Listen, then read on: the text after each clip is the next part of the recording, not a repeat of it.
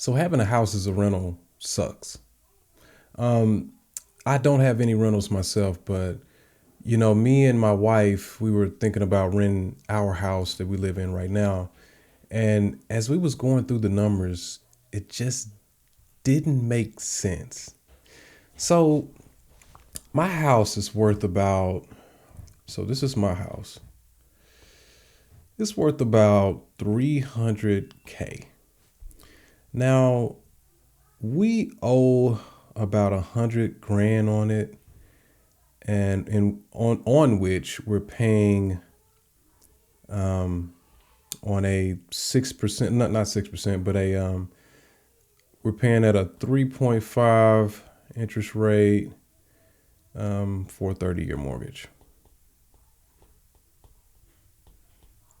Okay. And that payment is about $600 per month. So that leaves us with about $200,000 in equity. Okay. So we pay 600 a month on our loan for this house. So that's 600 plus $300 a month for homeowners insurance. Okay.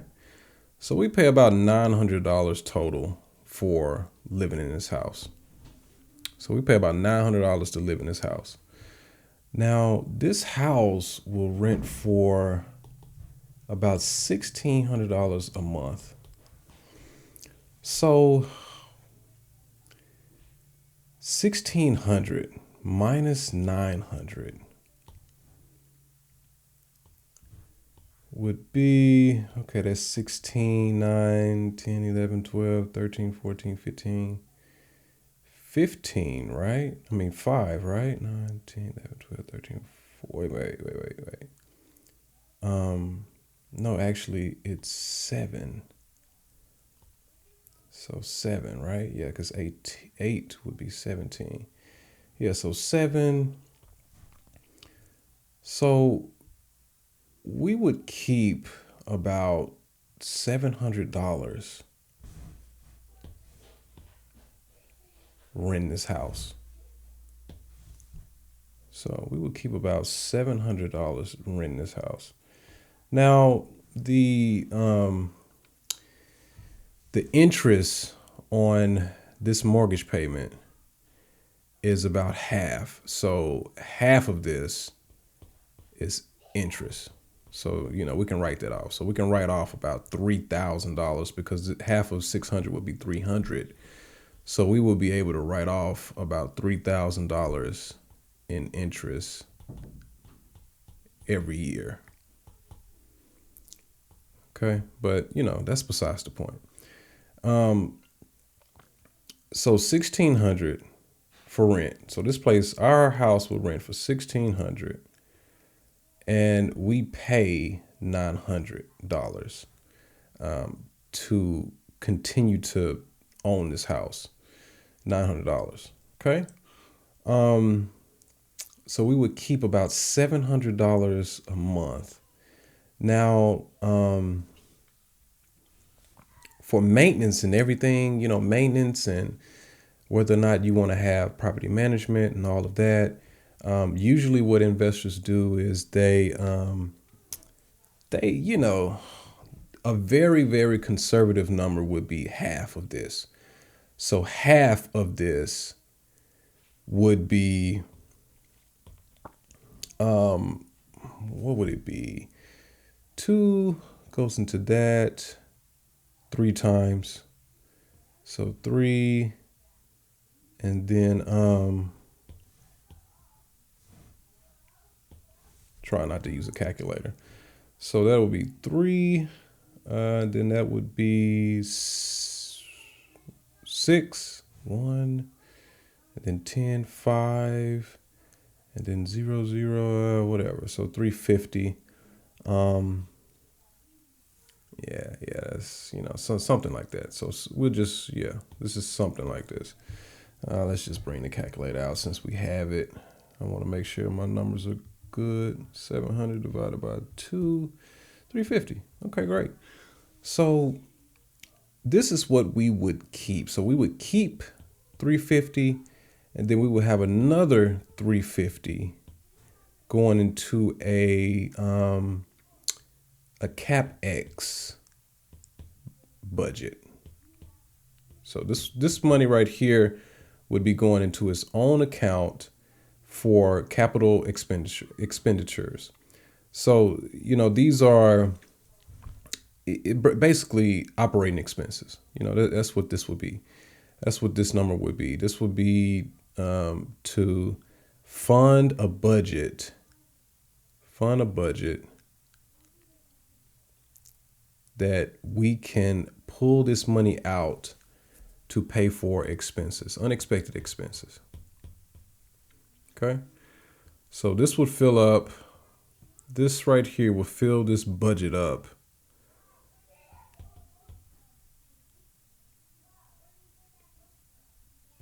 Okay. This is the expenses for the house. So this pot would fill up with this 350 every month. And, by the end of the year, you'll have, let's see, you have about $4,200 in this budget account for expenses. Okay, so that's ideally you don't want to touch this money here.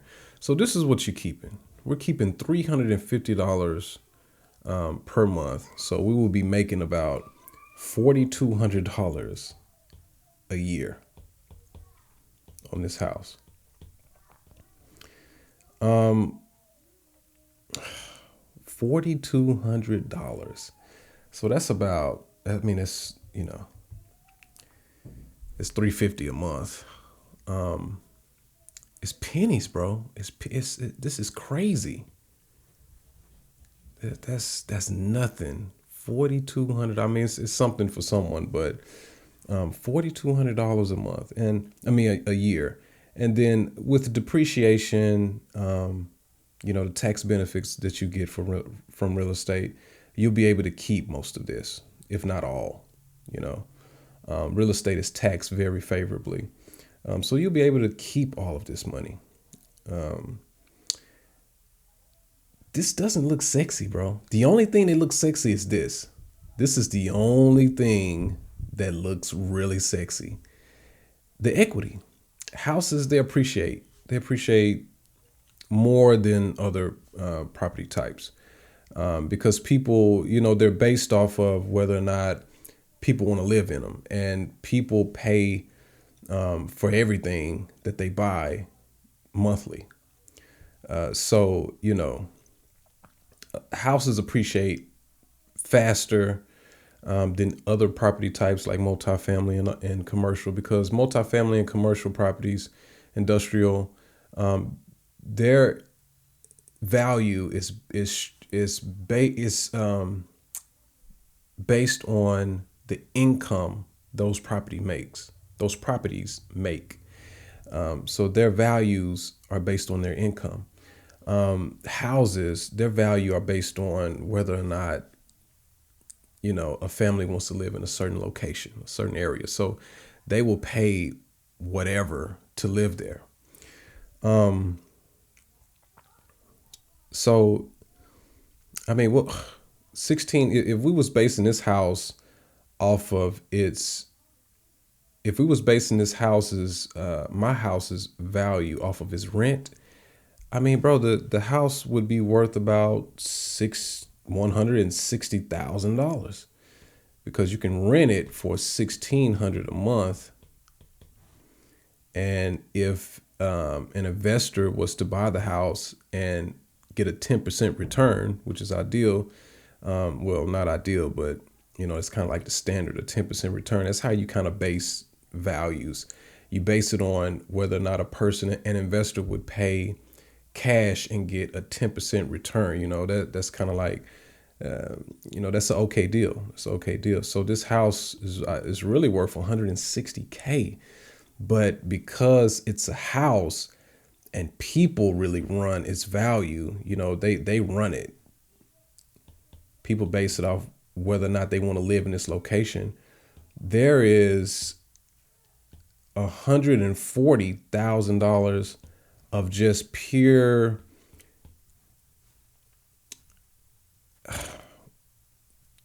value based on people.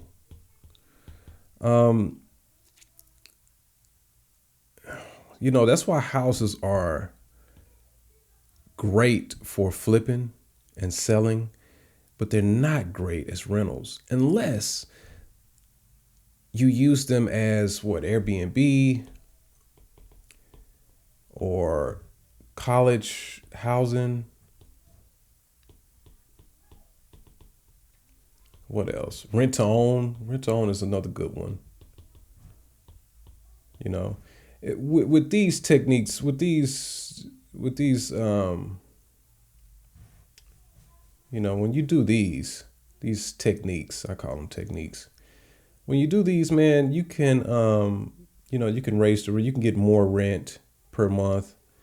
Doing Airbnb, college housing, rent to own. Um, that would make this house more profitable. It'll make it more profitable. But man, I hear a lot of horror stories about Airbnb. Like I just recently read a article about a lady who has a house that she is Airbnb in, and she said it sucks. She said it sucks, and then I've read other articles about it as well. About property owners turning their rentals into Airbnbs, and I haven't heard any good stories. I guess you wouldn't. The news only likes to print or put out bad information. I mean, like bad news because that gets attention. But I see so many horror stories about like the cleanup, the expense relating to having the Airbnb cleaned every time someone moves, comes in and goes out.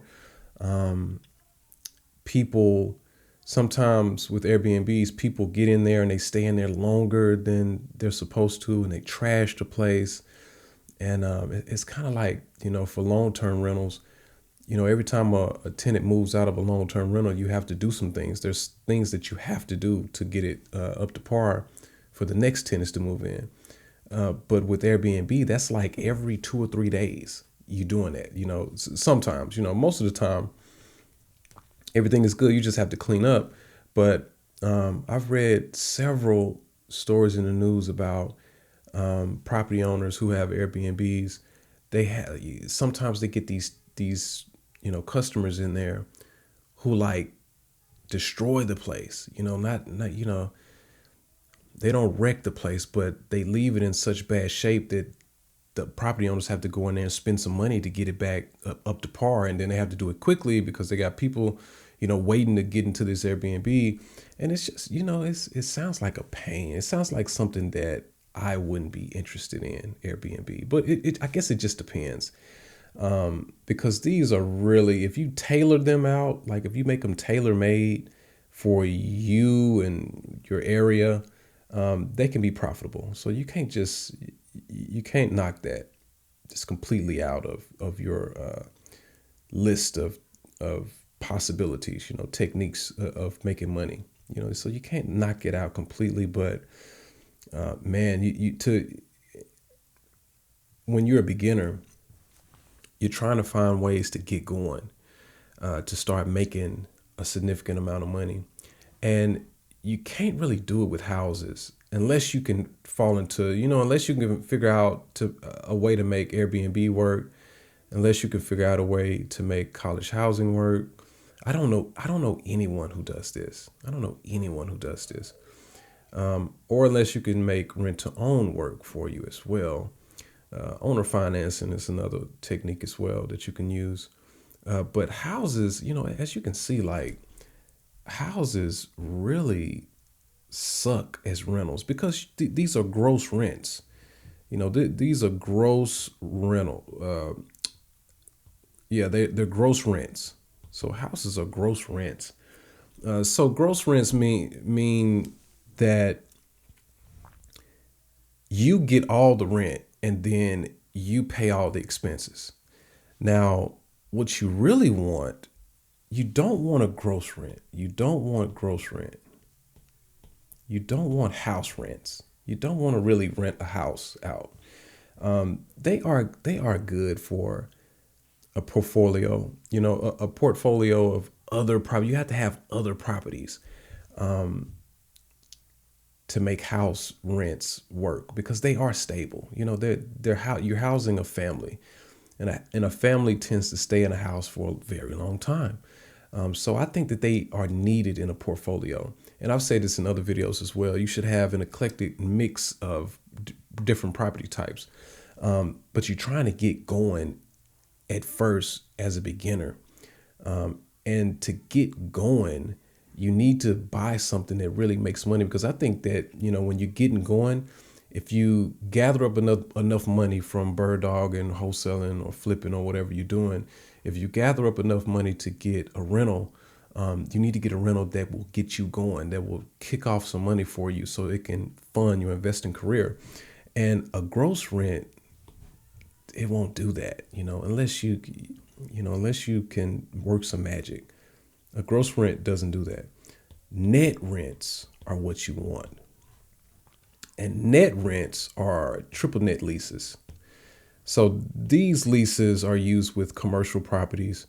And how it works is the tenant takes care of expenses. So they take care of maintenance, insurance. So they pay for everything like repairs and all of that. You just collect the rent. So you're just collecting, you as an owner, you're just collecting rent. Okay? You're just collecting rent with a triple net lease.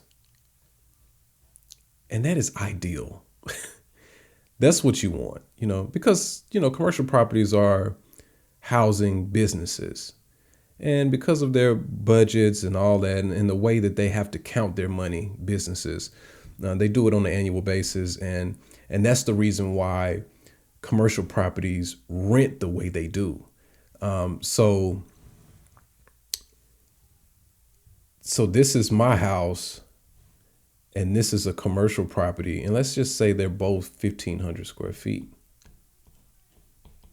Now, the commercial will rent for, let's just say the commercial will rent for $20 a square foot.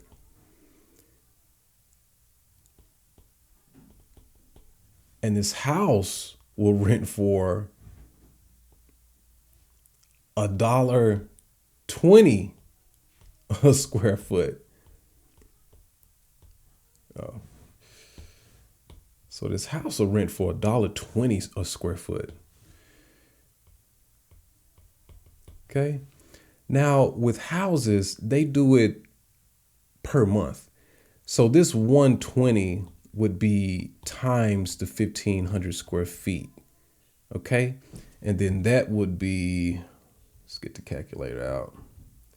My last video, I kind of bombed the math because I was doing it all by head. Okay. So $1,800 per month. So in a year, you'll pay $21,600 in a year. Now, that's my point is with houses, they do them, the rent is calculated per month. Now, with commercial properties, the rent is calculated per year. So you do $20 times 1,500 square feet, and that is $30,000. So for a commercial building, you would pay, so $20 a square foot per foot, you would pay $30,000 for the year for this commercial property. So per month, is $2,500 per month. Now, here's the difference between these two. With the commercial property, you have most likely a triple net lease here. So this, you would be pocketing all of this right here. Okay. With your rental house here, you will be charging your tenant $1,800 per month. But this is a gross lease. That means that you would have to collect this $1,800 per month, and then you would have to subtract your expenses from it. And then you keep whatever is left over, which conservatively you can say that a house will take up about half of your rent and expenses. So property management, just unexpected expenses, whatever. It will take about half. That's really conservative. It'll take about half of your rent. So you can expect to keep half of your rent as pure profit.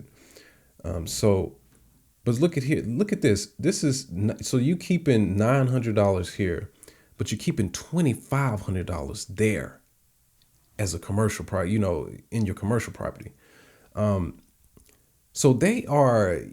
I don't know why they do them like this. They do the house. Well, I guess I know why. Because, like I said before, people want to pay per month, and mostly people, just regular, ordinary people, like you and me, we live in houses and we want to pay per month. Now, commercials are for businesses, and they count all their money annually. Okay. You in there somewhere. Oops.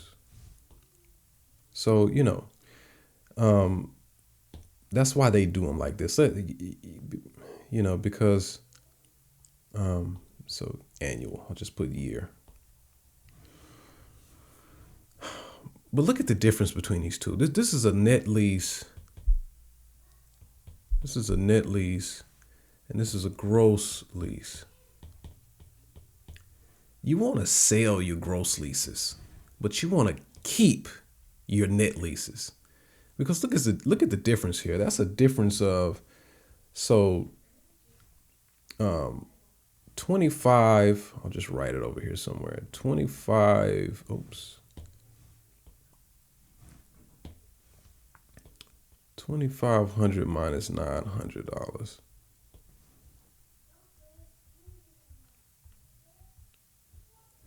That's a difference of $1,600 per month, which times 12 would be what? $19,000 that you are missing out on if you have a gross lease. That's crazy. So you would be missing out on this amount of money if you compared a house that you could rent for 1,500 square feet with a commercial property that you can rent for 1,500 square feet. So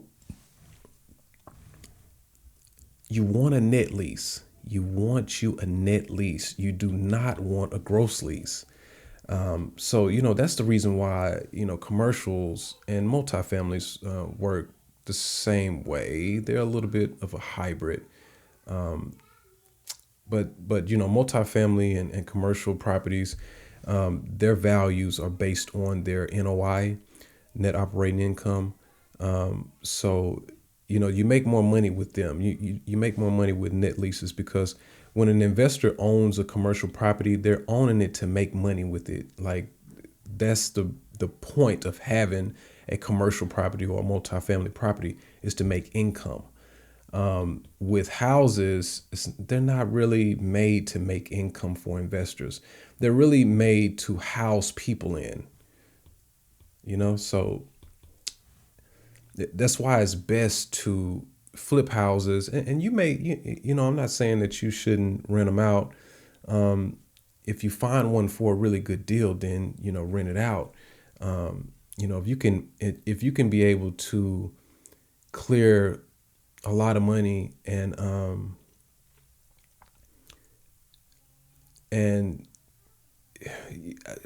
I tell you what, man, I know an investor, and I talked about him in one of my last videos. He has about 30 houses that he rents. So he has about 30 houses. He buys them all with cash, his rentals. Now, when he flips, he uses debt, but he uses cash when he rents. So he puts his cash to work. Oh, sorry. He puts his dollars to work with rentals, but he uses other people's money, aka debt, OPM, when he does flips.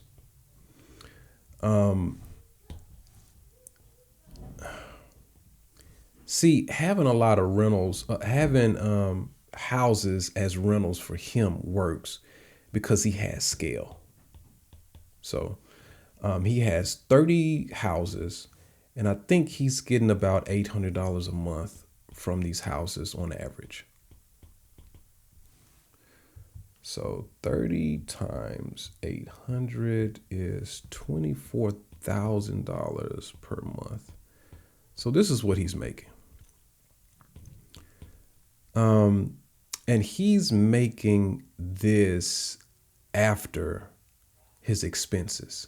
So he's making this after expenses. So this would be net. So this is his net.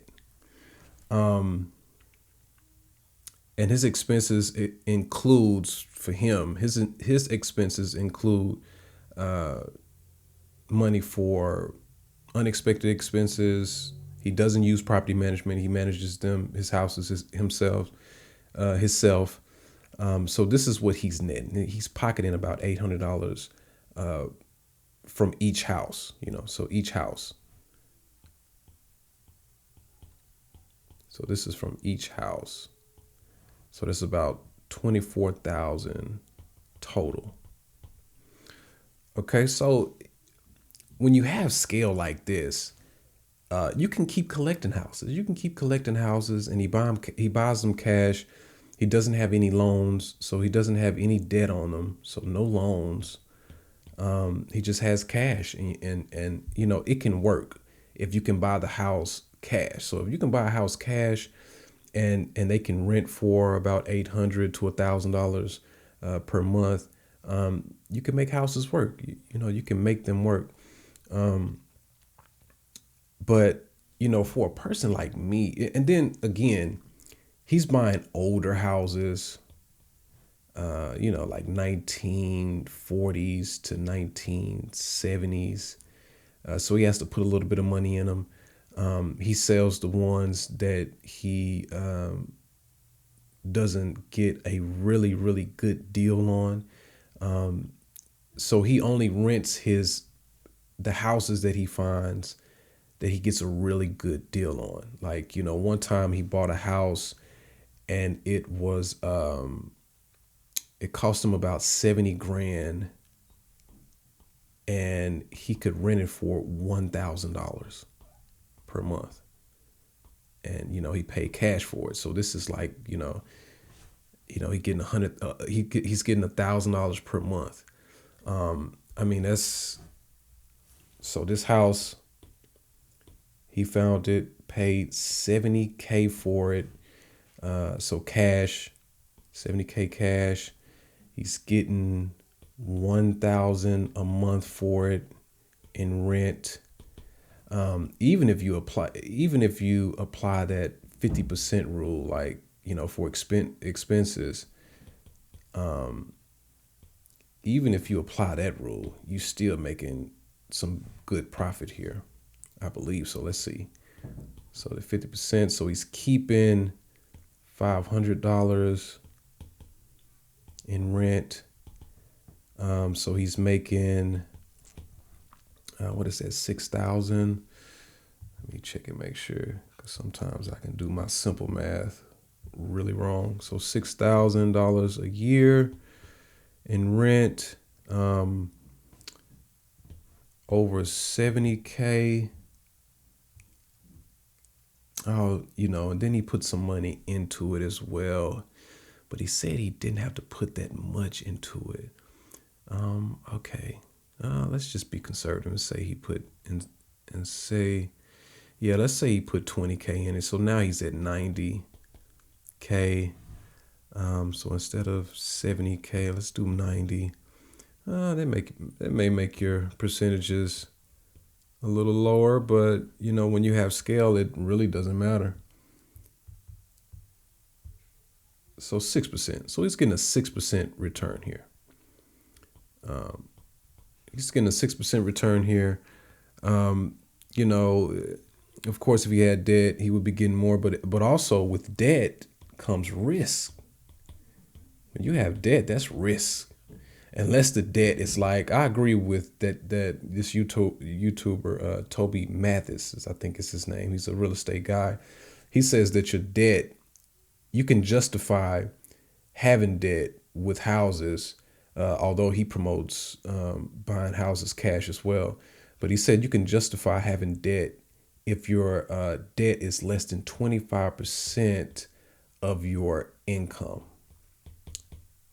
your rent. So 25% of your rent. He was just saying income, rent income, same thing. So 25% of your rent. And I agree with that. I agree with that. So, if he's getting $1,000, 25% of 1,000, yeah, it's 250. So 250. So if your debt here is 250, oh man, that will take you down. That will take you down. So, so if your debt is 250 of this, that'll bring you down to 250. So that means that you'll be making 3,000 a year. But it still would work for this guy, for this investor, because he has scale. He has this one house in a portfolio of 29 other houses. So, it works. It works once you get going. So, houses do work as rentals, but you have to collect multiple of them. That's why the game Monopoly, it explains this very well. You have to have 4 houses on a property to really be to make some money. But one hotel would make you just as much or even more than what the 4 houses would make you. I believe so. But houses do work. But when you're starting out, you need to try to get you a net lease. That's what you want. And the classic example of this is the triple net lease, or if not, that may be the only example of that, a triple net lease where you keep in most of the rent of your income. So you need to try to aim for this. So that means you need to try to aim for a commercial property, or you need to get you a house and have a plan to make it mimic a commercial property or multifamily property. You need to make it mimic that. So Airbnb, but you got to put up with a lot of headaches with that. Rent to own, something like that, which rent to own is like a lease option where people can move into the house, rent it from you. They're on a lease. So they're on a year lease. So they're basically renting the house from you on a rent to own. But they have an option to buy the house, or maybe they take you up on that option to buy the house once they move into the property. Like, when they're signing the documents, when they're signing the lease before they move in, maybe they accept that option and pay a big lump sum to take you up on that option, to own the home. And so they would be, I think they would be, they would be the owners. You would just be collecting rent. They would be basically paying off, um, they, I've never done a rent to own before. I've only heard about them from investors. I haven't seen firsthand how they work. So, I don't want to speak too much about, I don't want to say that I know how they work. I could be wrong. I don't want to lie and say I know how they work, but this investor was telling me about how they work, and he uses this technique sometimes when he buys a house, and he doesn't get it at a favorable price. He would do a rent to own so he can jack up the monthly payment. And I think that the tenant takes care of the expenses, all the expenses with the house, pest control and lights and everything, and they take care of everything. Um, Not sure about it. I don't know how that works. I don't know how the rent to own situation works. But it is a technique that investors use to get more money out of a house, because that's the only way that you can really justify renting a house, is if you get a really really good deal on one, um, or if you add it add it to your collection of other properties as well. Um, but like for houses, they suck as rentals. Like they're good for selling, reselling, but they suck as rentals. Like for my house, where is it? Right here? No, this is not it. Uh, so for my house, I mean, bro, 4,200 a month. This will not do anything for me. You know what I mean? That's I think that's 350. Yeah, that's 350 a month. I mean, it's cool. It's some income. You know what I'm saying? It's some income, but at $350 per month, that won't pay for anything. I mean, that money. Okay, that's the money that you keeping.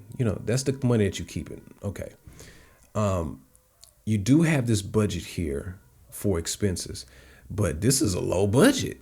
This is a pretty low budget. Let me tell you something. Just yesterday, I spent about $1,500, I think, 1,500 or 1,300 or something like that, on getting new ceiling fans in my house, um, and a couple more GFIs, these outlets that are in your bathrooms, and they have that reset button on them. That's what these are. So these are like $250 a piece to get them installed. So that's parts and labor. The ceiling fans were about $500 a piece, but I got a great deal. This guy, I knew this guy, and he gave me a great deal. But they were about $500 a piece. They were supposed to be about $500 a piece. Oh, you know what? Actually, I think I did pay $500 a piece for these. Um, because yeah, because this guy that I had come and do this work, he works for um, this company, and he started to do some work on one of my other ceiling fans, and he realized that he didn't have to do as much work, and he didn't need that many parts, or either he forgot a part or something. So he gave me a little discount there, but um, I had to get this done, these done. Um, so yeah, so this was a this would look like it would be. I'm not sure about the expense breakdown here, because these aren't really adding up, these and this, because this is 1,000, and then I needed three of these, so that would be $750, I believe. Yeah, 250. Let's see, 250 times three, that's 750, plus 1,000, that's 17. I don't know what the price breakdown was here exactly, but this is what I came out of pocket. I came out of pocket somewhere along in here. I think it was $1,500. But I needed the GFIs. I needed three of them. I needed these two ceiling fans.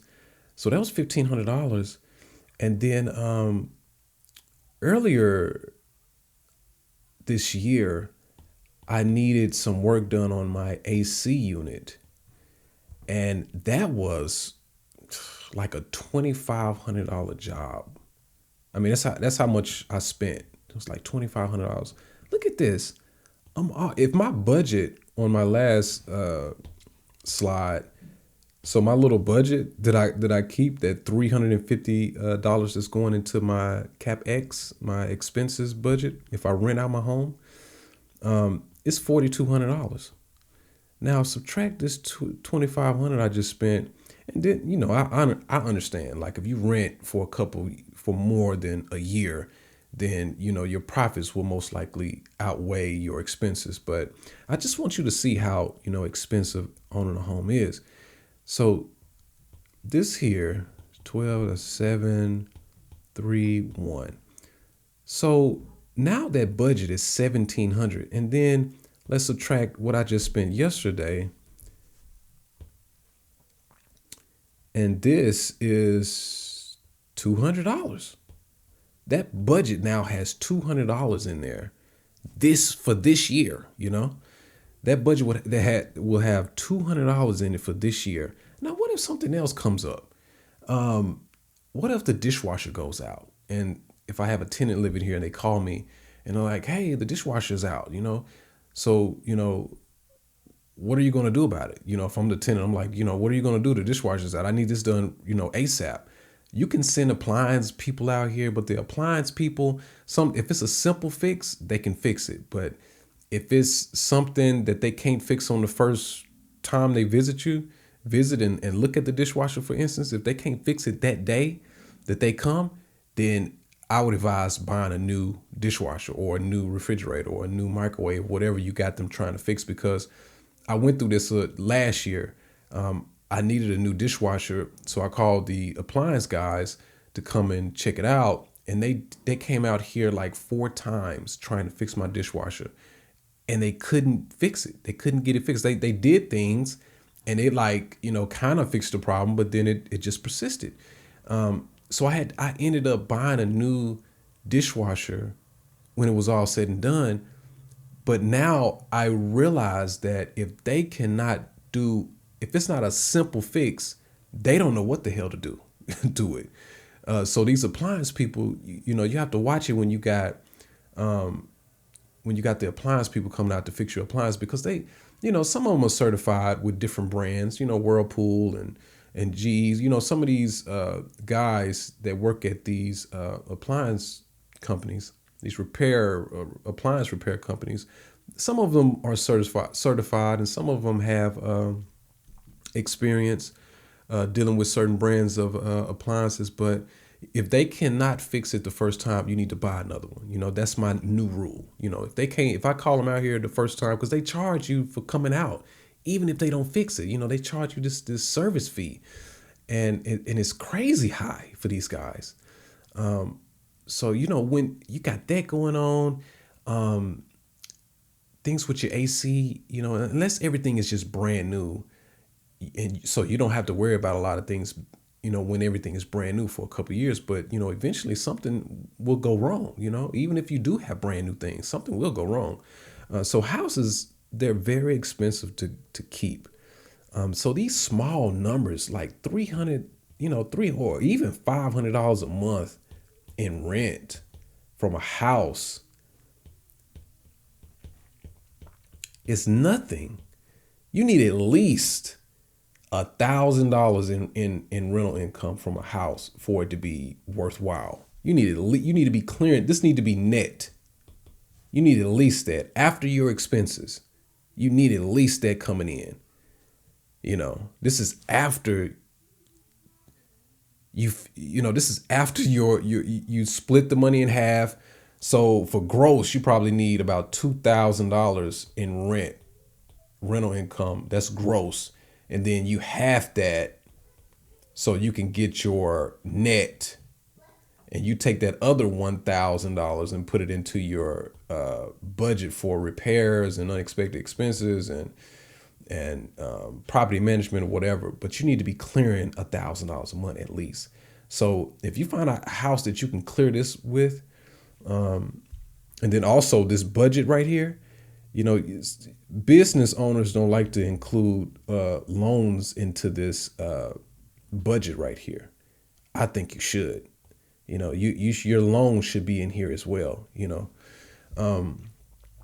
But you need to find something that can, if it's a house, you need to find a house that'll kick you off at least $1,000 a month, because things, even though you got this $1,000 budget here, I mean, bro, things can go wrong, and you would have to shell out a lot of money. So, I mean, things don't go wrong all the time.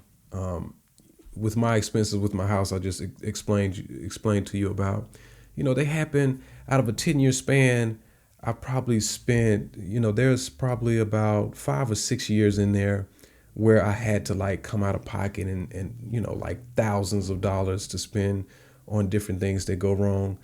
So, overall, if you're looking at a 10-year span, you'll probably, if you got a good deal, and if you bought the house for investment purposes, you should be making more profit than you are spending. And then, all of this, you can write this stuff off as well. Everything that you spend on the house, you can write it off. But, houses, they're not really, they're expensive. They're expensive, and you really want to be on the receiving end of the house, for it to really benefit you. But you know, that's all I wanted to talk about today. I'll talk to you next time.